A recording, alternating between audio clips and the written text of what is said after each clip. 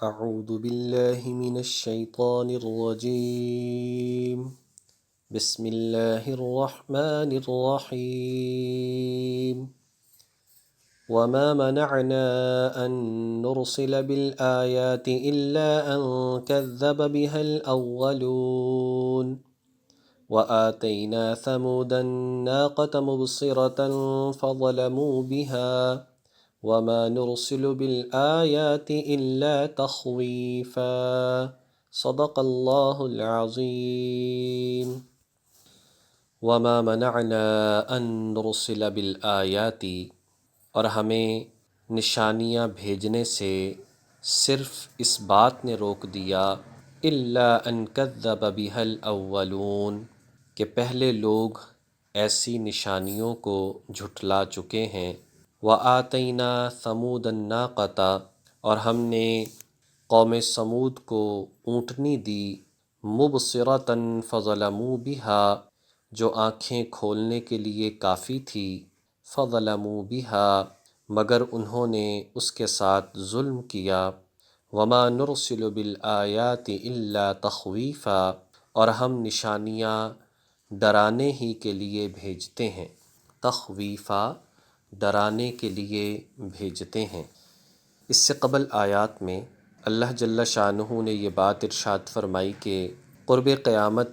تمام بستیوں کو ہلاک کر دیا جائے گا. اللہ جل شانہ نے یہ بات لوح محفوظ میں اس کائنات کو پیدا کرنے سے پہلے ہی لکھ دی ہے. جب سبھی کو ہلاک کر دیا جائے گا اور ایک الگ زندگی ملے گی تو سمجھ میں یہ بات آتی ہے کہ یہ زندگی، یہ دنیا اس آخرت کی دائمی زندگی کی تیاری کے لیے ہے. اور یہاں پر اللہ رب العزت انسانوں کو سمجھانے کے لیے انبیاء علیہم السلام اور کتابیں نازل فرماتے رہے. یہی بات یہاں پر ارشاد فرمائی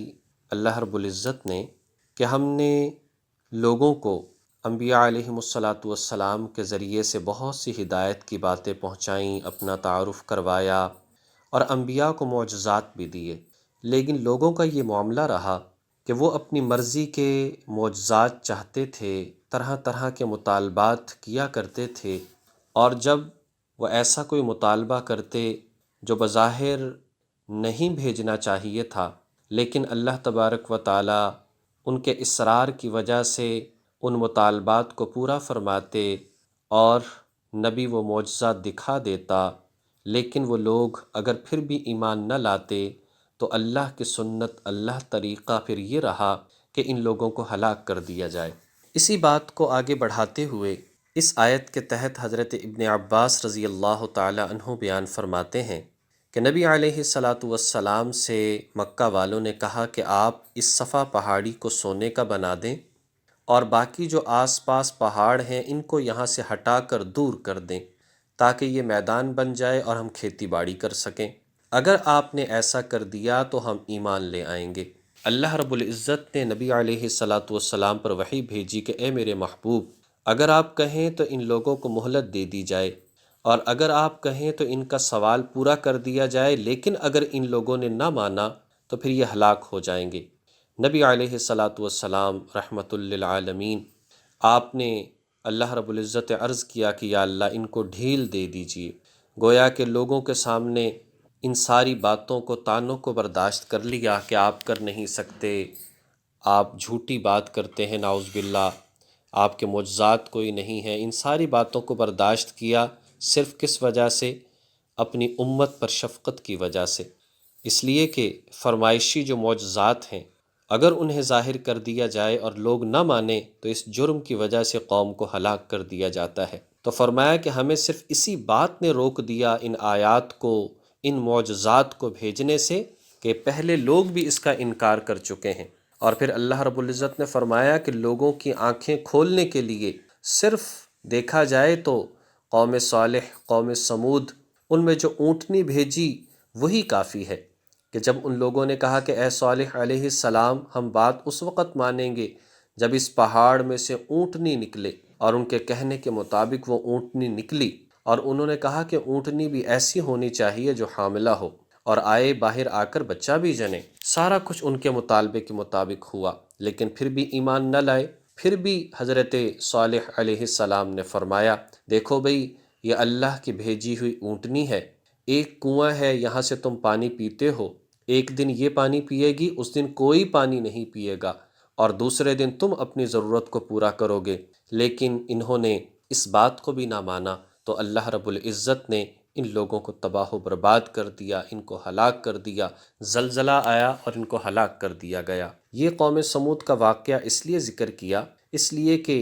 سمود کی بستیاں مکہ کے قریب تھی، لوگوں کا یہاں سے گزر تھا، اور اس وجہ سے وہ سمجھ سکتے تھے کہ اگر باتوں کو نہ مانا جائے تو ہم سے مضبوط اقوام کا دیکھ لو کیا حال ہوا ہے۔ وَإِذْ قُلْنَا لَكَ إِنَّ رَبَّكَ أَحَاطَ بِالنَّاسِ، اور وہ وقت بھی یاد کرو جب ہم نے تم سے کہا تھا کہ تمہارا پروردگار تمام لوگوں کا احاطہ کیے ہوئے ہے۔ وَإِذْ قُلْنَا لَكَ، اے نبی اس وقت کو یاد کیجئے جب آپ کے رب نے آپ سے کہا تھا، ان ربک، آپ کا رب، احاط بالناس، تمام لوگوں کو گھیرے ہوئے ہے، تمام لوگ اس کی نظر کے سامنے ہیں۔ وما جعلنا الرؤيا التي أريناك إلا فتنة للناس، اور ہم نے آپ کو ایک نظارہ دکھایا، التی اریناک، ایک ایسا نظارہ، الا فتنة للناس، جو لوگوں کے لیے بڑی آزمائش، اس لوگوں کے لیے جس کو فتنہ بنا دیا گیا، آزمائش بنا دی گئی۔ والشجرة الملعونة فی القرآن، نیز اس درخت کو بھی جس پر قرآن میں لعنت آئی ہے، یعنی اس درخت کو بھی ہم نے فتنہ بنا دیا۔ اور دوسری بات، ہم نے ایک نظارہ جو آپ کو دکھایا معراج کے موقع پر، اس کو بھی ہم نے لوگوں کے لیے ایک آزمائش بنا دیا۔ وَنُخَوِّفُهُمْ، اور ہم تو ان کو ڈراتے رہتے ہیں۔ فَمَا يَزِيدُهُمْ إِلَّا طُغْيَانًا كَبِيرًا، لیکن اس سے ان کی سخت سرکشی ہی میں اضافہ ہو رہا ہے، یعنی ڈراتے تو ہم ہیں لیکن سوائے سرکش ہونے کے کسی اور چیز میں اضافہ نہیں ہو رہا، مزید یہ بھٹکتے چلے جا رہے ہیں ضد کی وجہ سے، عناد کی وجہ سے۔ یہاں پر اللہ تبارک و تعالی نے ارشاد فرمایا کہ دیکھو جہاں تک معجزات کا تعلق ہے تو دو باتیں یہاں پر بطور مثال ذکر فرمائیں، ایک تو سمود کی جو اونٹنی، اس کے حوالے سے ذکر فرما دیا، اور دوسرا مزید اس آیت کریمہ میں دو باتیں ارشاد فرمائیں کہ دیکھو نبی علیہ الصلاۃ والسلام معراج پر تشریف لے گئے،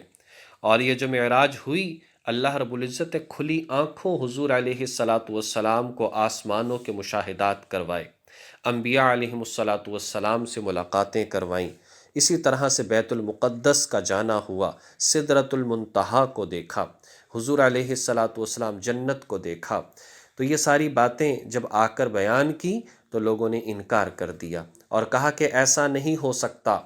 اور پھر انہوں نے سوالات کیے۔ نبی علیہ الصلاۃ والسلام نے سارے سوالات کے جوابات بھی دے دیے کہ مسجد اقصیٰ ایسی تھی، اس کی یہ صورتحال تھی، انبیاء سے ایسے ملاقات ہوئی، جنت میں یہ کچھ دیکھا، اللہ رب العزت کا دیدار اس طرح سے ہوا، وہ ساری باتیں بیان فرما دیں۔ کچھ لوگوں نے انکار کر دیا کہ ایسا ہو نہیں سکتا، اس لیے کہ وہ عقل کی بنیاد پر سوچ رہے تھے،